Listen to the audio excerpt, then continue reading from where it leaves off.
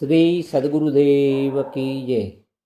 અત્યારે આપણે શ્રી ગુરુ ગુણાવલોકનનો એટલે કે સદગુરુદેવનો બીજો ગુણ, એનામાં રહેલો બીજો ગુણ એકાંતશીલતા, એ મુદ્દા ઉપર આપણે ચર્ચામાં છીએ. અગાઉ આપણે નિષ્ફળતાનો મુદ્દો જોયો, એમાં ઘણું તમને જાણવા મળ્યું હશે. હવે એકાંતશીલતાનો મુદ્દો અત્યારે આપણે જોઈએ છીએ. તો હું ને તમે આપણે બધા જાણીએ છીએ કે સદગુરુદેવનું એકાંત સેવન બહુ જ પ્રિય હતું. લીંબુડાની વાત કરો ને કે એના જન્મસ્થળ મોજીદળમાં જાઓ, કે જાફરાબાદની અંદર નિવાસ કરતા, તો ઘરના બારણા તો એના બંધ જ રહેતા અને ધ્યાન સમાધિમાં જ બેસી જતા. એ બધું આપણે નાથચરિતામૃતમાં પણ જોયું છે. આ ઉપરાંત ગિરનારના જે શેષાવનમાં, માંગરોળમાં પણ એકાંતમાં બેસતા. અને આપણે મુચકુંદ ગુફા, જે મુચકુંદ ગુફામાં રોજ 3 થી 4 કલાક એકાંતમાં રહેલા. હિમાલયની અંદર તો આપણે ખબર જ છે કે ત્યાં તો અંજણનો ત્યાગ કરી પ્રભુપરાયણ થઈ અને સમાધિમાં સ્થિત થયેલા. અને 2 મહિના સુધી તો આ મુચકુંદ ગુફાની અંદર એકાંતમાં રહેલા. ચાતુર્માસમાં જૂનાગઢમાં અને પોરબંદરમાં 4 માસ એકાંત સેવેલું. એટલે સદગુરુદેવને એકાંત અતિ પ્રિય હતું. અને વળી એને કીધેલું છે ને, ભારપૂર્વક કીધું ગુરુદેવે કે બહુ તો નિસંગ બઢે બકવાદા, દૂજે હોત હોય અનુવાદા. તાતે રહે અકેલા જોગી, બ્રહ્માનંદ સદારસ ભોગી. ઝાઝા લોકોનો સંગ થાય તો બકવાસ વધે, ને બીજા હોય તો વાતચીતોમાં અનુવાદ એટલે કે પરસ્પર વાતચીતો થતી હોય. એના કરતાં તાતે રહે અકેલા જોગી, બ્રહ્માનંદ સદારસ ભોગી. તો બ્રહ્માનંદનો રસ છે એ એકલો વ્યક્તિ હોય એ જ આ ભોગવી શકે. અને આનંદ આશ્રમના બ્રહ્મચારીઓ માટે પણ ગુરુદેવ નિવાસ માટેની પોતાના અનુયાયીઓને એકાંતમાં બેસી જપ, ધ્યાન, શાસ્ત્ર વચન કરવા ઓરડા ઓરડીની વ્યવસ્થા પણ ગુરુદેવે કરી દીધેલી છે.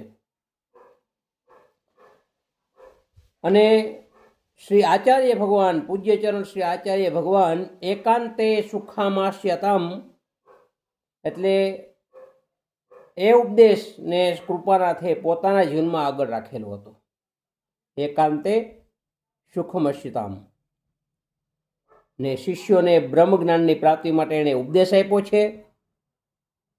શ્રી ભગવાને ગીતામાં કીધેલું છે કે વિવેક દેશ સેવિત્વમ, એટલે કે એકાંત દેશનું સેવન કરવાનું. ને અર્તિર્જન સંસદી, મનુષ્યોના સમૂહમાં અપ્રીતિ. 2 શબ્દ બહુ મુદ્દાના છે. વિવેક દેશ સેવિત્વમ, એકાંત દેશનું સેવન, અને અર્તિર્જન સંસદી એટલે કે મનુષ્યોના સમૂહમાં અપ્રીતિ, મનુષ્યના સમૂહમાં બહુ જવાનું નહીં. આ 2 બ્રહ્મજ્ઞાન સાધનોમાં જ ગુરુદેવ હંમેશા તેઓ શ્રીમાં હંમેશા જોઈ શકાતા. અને ક્યારે પણ તેઓ શ્રી એવું નથી કીધું કે આજે કામમાં કંટાળો આવે છે માટે ફરવા જાય. ગુરુદેવ હંમેશા એકાંતમાં જ વધારે રહ્યા છે. દરવાજા બંધ કરી ધ્યાન, જપ, તપ, સમાધિ. આનંદ આશ્રમના દરવાજાની બહાર એક નથી નીકળ્યા મહિના સુધી. તો પછી ચોપાટી ઉપર કે મુંબઈમાં ક્યારેક રહી ગયા હોય તો ત્યાં ચોપાટી કે નાટક સિનેમાની તો વાત જ શું કરવાની. ગુરુદેવ પોતે જ એવું માનતા કે આ જગત જ એક નાટક છે. આ જગત એક નાટક છે. World stage, men and women are actor and actress, life is drama. સદગુરુદેવ પોતે એવું માનતા. અને વ્યવહારને વિચારીને કરવા જેવા ઝીણા કામમાં અંતઃકરણની એકાગ્રતાની જરૂર પડે. વિચારીને કરવા જેવા ઝીણા કામ હોય ને એમાં અંતઃકરણની એકાગ્રતાની જરૂર પડે. તો આ એકાગ્રતા ક્યાંથી આવે? એકાગ્રતા એકાંત વિના ક્યારેય પ્રાપ્ત થતી નથી. એટલે કે વિચારશીલ ને ડાયા પુરુષો હોય એ સમયે સમયે જનસંગ ત્યાગરૂપ એકાંત સેવે છે. લોકોનો સંગ ત્યાગે અને એવી રીતે એકાંત સેવે છે. અને ભક્તો ને યોગીઓ, જ્ઞાનના અભ્યાસી લોકો એ બધાય આ સાધનોને સિદ્ધિ માટે એકાંતને સેવે છે. તો કૃપાનાથને આવી રીતનું આ એકાંત સેવન હૃદયપ્રિય હતું. બાળપણથી જ ગુરુદેવને એકાંત આપને ખબર છે. મોજીદળમાં હતા તો પણ પોતે પાછળ નદી પાસે ને આતે એકલા જતા રહેતા, એટલે એકાંત પ્રિય હતું. તો આ એકાંતશીલતાનો મુદ્દો સદગુરુદેવનો, એનું જે ગુણ છે ગુરુદેવનો, કે ભાઈ એકાંત વગર તમને એકાગ્રતા પ્રાપ્ત થતી નથી. અને જ્ઞાનના અભ્યાસી હોય એને તો આ જરૂર છે જ મુદ્દો. તો સદગુરુદેવનો આ બીજો